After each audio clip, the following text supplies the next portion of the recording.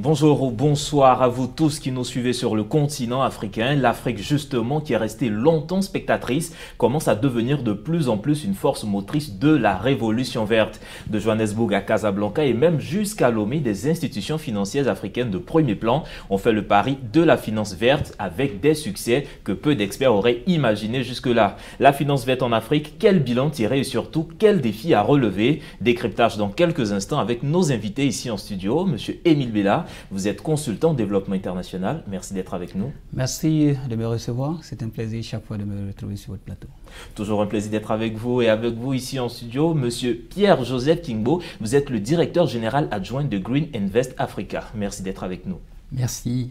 C'est un plaisir d'être ici avec tous vos auditeurs et téléspectateurs. Alors, déjà, Green Invest Africa, qu'est-ce que c'est exactement? Comment vous pouvez vous décrire? Alors, nous sommes une société d'ingénierie bas carbone et de finances climatiques. Donc, nous apportons des conseils aux États et aux institutions en matière de finances vertes. Alors, en matière de finances vertes, justement, ce mot ou ce concept, on l'entend un peu partout sur le continent, même partout d'ailleurs dans le monde. C'est quoi exactement la finance verte?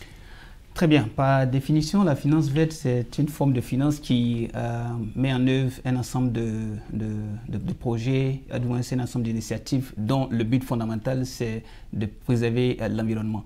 Donc, toutes les actions qui sont entreprises ont pour seul objectif de pouvoir protéger la planète tout court. Alors, donc s'il y a une finance verte, est-ce qu'on peut dire qu'il y a une finance pas verte? Oui. Il y a des investissements qui vont vers des activités très polluantes et donc on peut considérer que ce n'est pas de la finance verte. Et malheureusement, certaines de ces activités sont encore rentables et trouvent des investisseurs.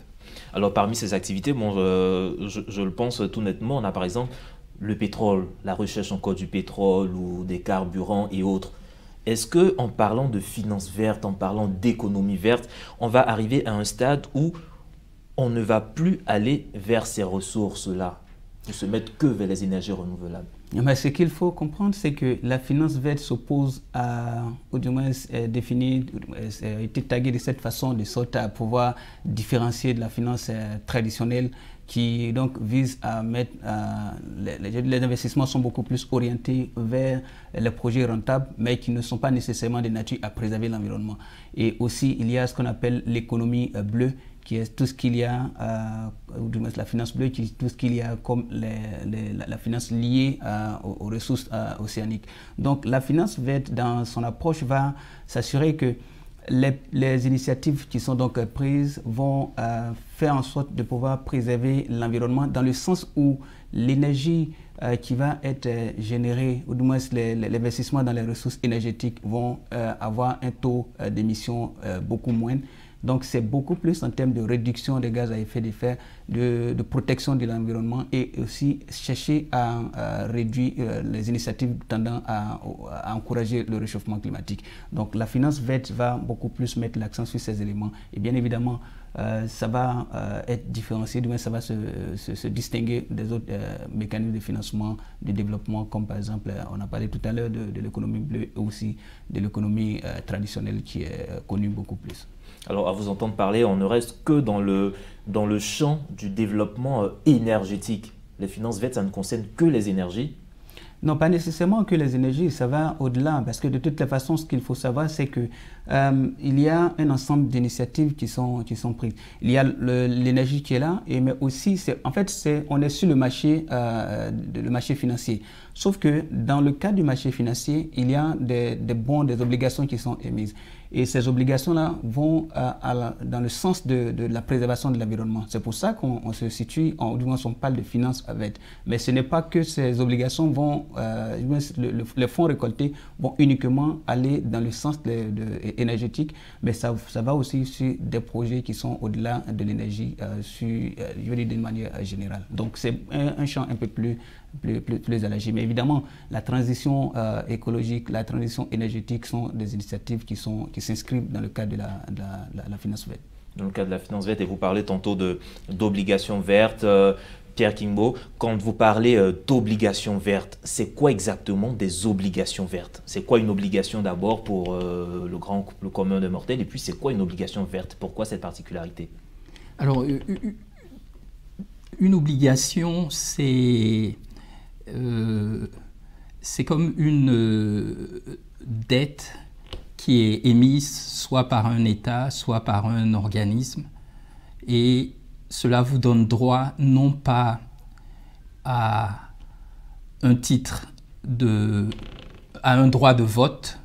Quand vous êtes une entreprise émettrice, l'acheteur qui achète une de vos obligations n'aura pas un droit de vote, mais aura droit à un intérêt que l'entreprise émettrice va lui payer.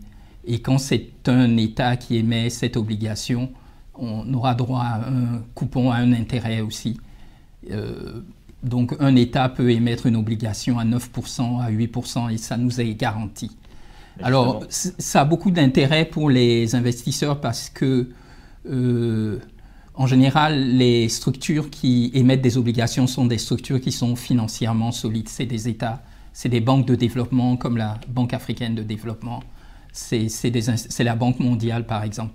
Et ce sont ces institutions qui ont été les pionnières dans l'émission des obligations vertes en Afrique, des obligations qui sont liées à des projets, des initiatives de développement, des initiatives propres qui ne sont pas émettrices ou qui réduisent les émissions qui sont émises. Et quand on regarde les marchés financiers africains, je reviens vers vous, quand on regarde les marchés financiers africains, quels sont les marchés où ces obligations ou ce type de financement vert sont beaucoup plus prisés ou peut-être sont arrivés à maturité?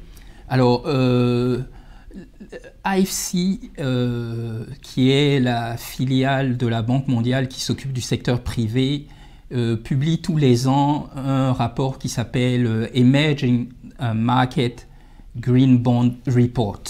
Et donc ce rapport sur les obligations vertes émises dans les pays émergents nous dit que c'est l'Afrique du Sud qui est le marché sur lequel il y a le plus d'obligations vertes en Afrique.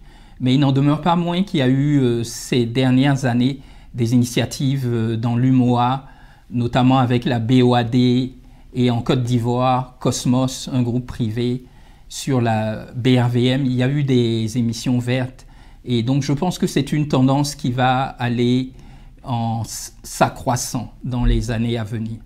Alors, quand on me parle de l'Afrique du Sud, je vois un peu l'Afrique du Sud, quand même, la place boursière de l'Afrique du Sud, c'est quand même la principale place boursière au niveau des minerais et autres. Petit comparatif ou petite analogie?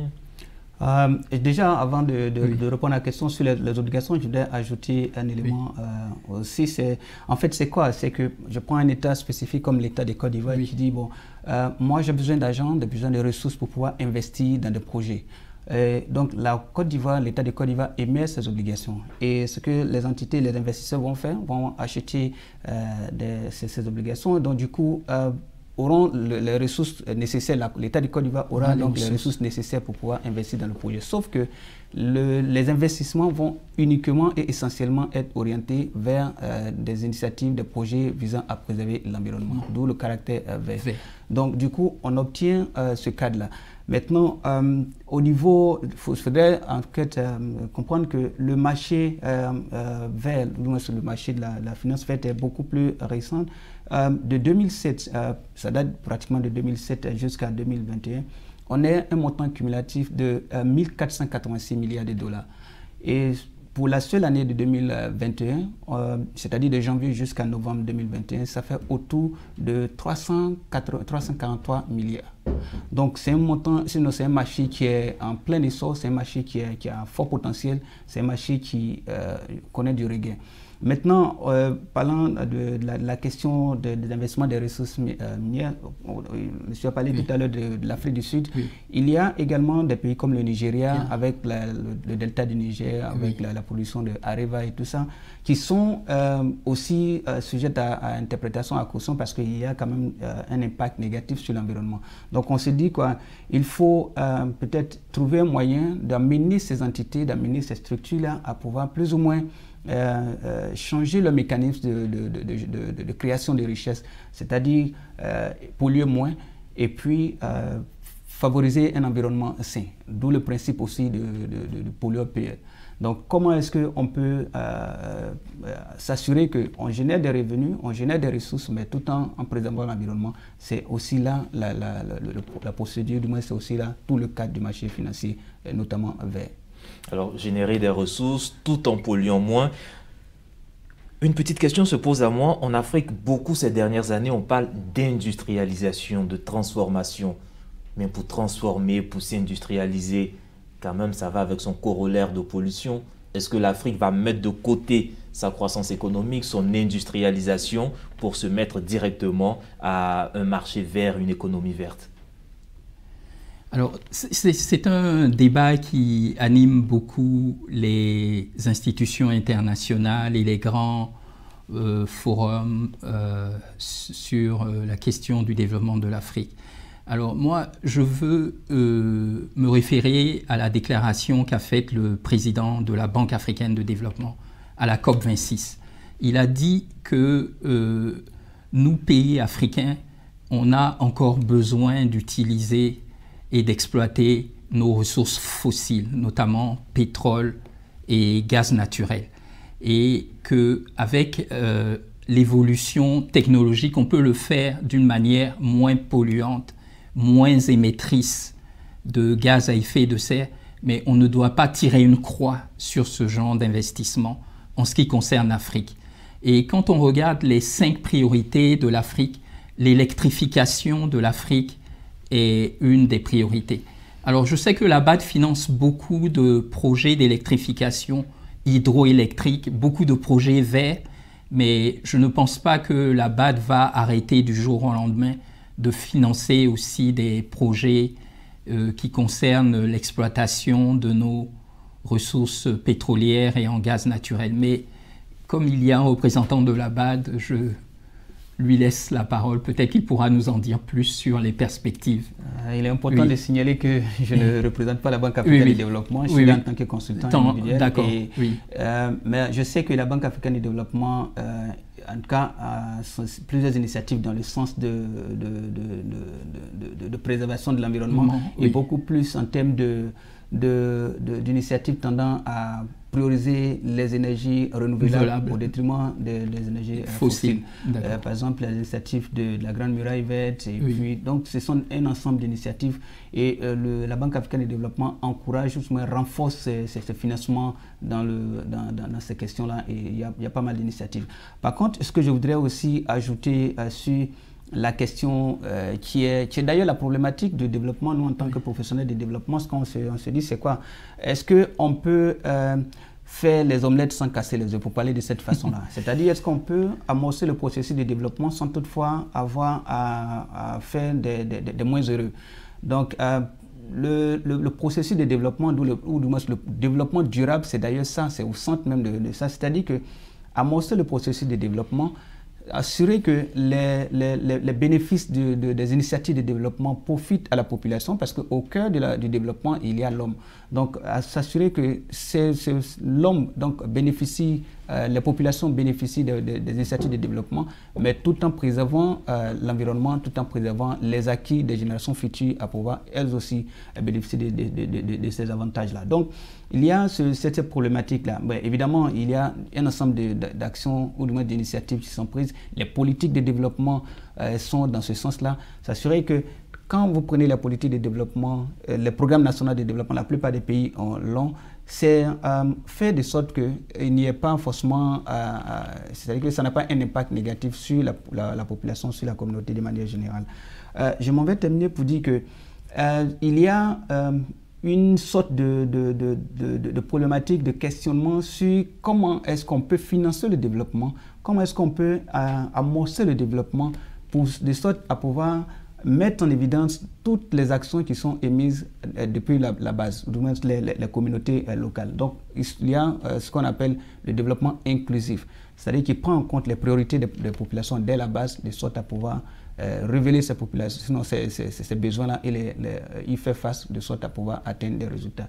Donc, il y a un ensemble d'initiatives qui sont prises dans ce sens-là. Le développement ne se fait pas en dehors des hommes, le développement se fait avec et pour les hommes, et le développement se fait en tenant compte aussi des générations à venir. Alors, des générations à venir, des populations, je vous laisse compléter, mais justement, au centre de ce débat, les populations, justement, quel est leur rôle, quelle est leur position dans ce grand labyrinthe, on peut dire, de financement vert? Alors, je dirais, par exemple, nous, à Green Invest, nous travaillons beaucoup sur les questions de reboisement, de conservation. Et il existe des mécanismes qu'on appelle paiement pour services écosystémiques, paiement pour services environnementaux, au travers desquels les paysans qui font le cacao, le palmier à huile ou l'EVA peuvent s'engager dans l'agroforesterie, planter des arbres et recevoir une rémunération pour avoir planté ces arbres, et pour que la culture du cacao ne soit plus un problème mais fasse partie de la solution grâce à l'agroforesterie, grâce à d'autres méthodes de reboisement. Et les populations sont au cœur de ces initiatives, elles sont partie prenante, elles participent, elles plantent des arbres. Et donc nous avons développé des concepts qu'on appelle des concepts d'inclusion financière verte, où nous faisons en sorte que les femmes, les jeunes soient formés aux techniques pour devenir des pépiniéristes qui plantent des arbres et qui vendent ces arbres aux coopératives de café et cacao qui font du reboisement. Alors ce qui est à la mode de plus en plus, ce n'est pas de faire du cacao plein soleil, comme on appelait cela avant, où on déboisait carrément des hectares et des hectares pour planter du cacao. Il est possible maintenant de concilier la forêt et la culture du cacao et de planter du cacao qui pousse à l'ombre des grands arbres. Et ce cacao qui pousse à l'ombre, sous l'ombrage des grands arbres, est considéré comme un cacao premium, un cacao de grande qualité et est de plus en plus prisé. Donc il y a des initiatives en cours et Green Invest travaille avec des partenaires, des grands groupes chocolatiers comme Mondelez, Barry Callebaut pour mener ce genre d'initiative dans la Nawa, à Miyagi, autour du parc national de Taï. Alors je précise que tout ça, ce sont des localités au niveau de la Côte d'Ivoire. Oui, ce sont des localités forestières et cacaoyères au niveau de la Côte d'Ivoire, dans l'ouest et dans le sud-ouest de la Côte d'Ivoire. Alors parlons de transition énergétique aussi sur le cas de la Côte d'Ivoire et du cacao. Nous avons vu que la Côte d'Ivoire est en train de construire une centrale énergétique qui va puiser, qui va travailler, fonctionner à base des déchets du cacao. Quand on sait déjà que la Côte d'Ivoire est premier producteur de cacao, c'est quelque chose d'important. Mais parlons toujours de financement vert, de finances vertes. Quand il y a ces obligations, quand ces États ou ces projets vont capter ces fonds, est-ce qu'après il y a un suivi? Est-ce qu'il y a des organismes qui s'assurent que les financements, nous avons donné 2 milliards de dollars à la Côte d'Ivoire pour faire tel projet, est-ce que derrière il y a un suivi? Ça pose le problème, la question même du suivi du financement du développement. Nous, en tant que professionnels de développement, ce qu'on se demande, c'est d'assurer la traçabilité des investissements en matière de développement. Alors, le fonds qui est mobilisé visant à financer les projets de développement, comment ce fonds est utilisé? Comment s'assurer que ce projet, sinon ces fonds-là atteignent les populations qui sont les véritables cibles bénéficiaires de ces projets-là.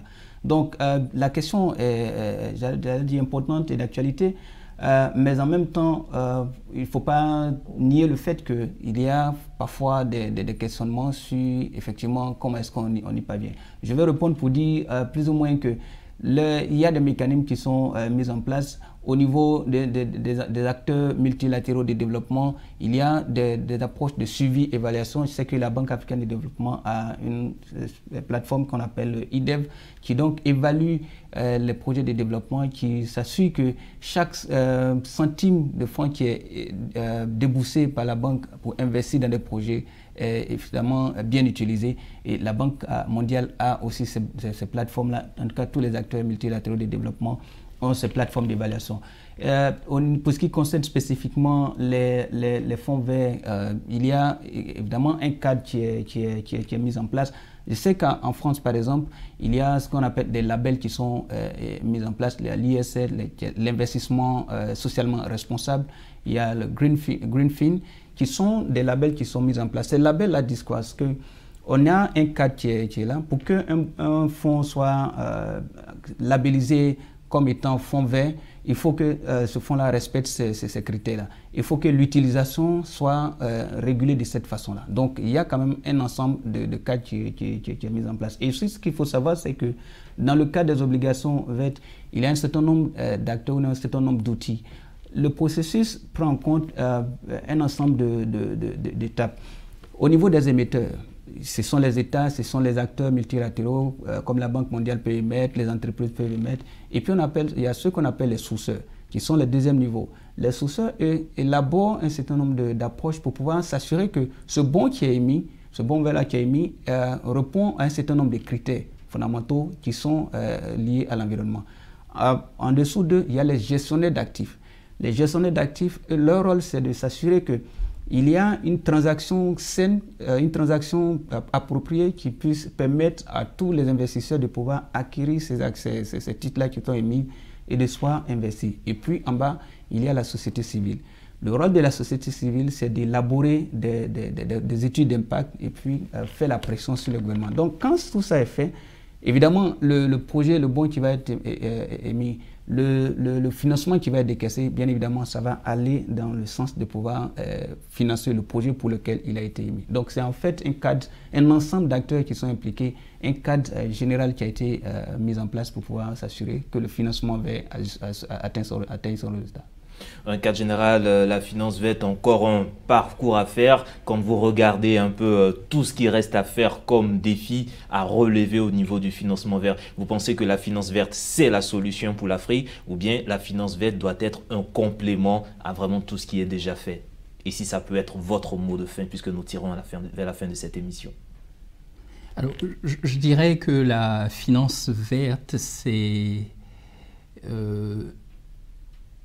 l'avenir pour le financement durable, du développement durable de l'Afrique. Et je pense que la finance classique a vocation à se verdir.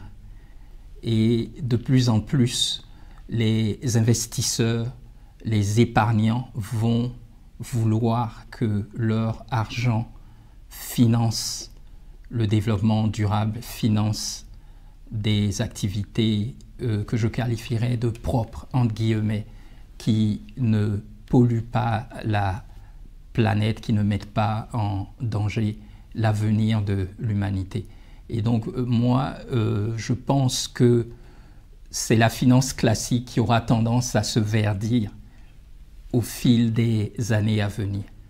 Et donc, on va vers une finance globale, mondiale, qui va devenir dans un futur assez lointain, mais c'est la tendance qui va devenir verte.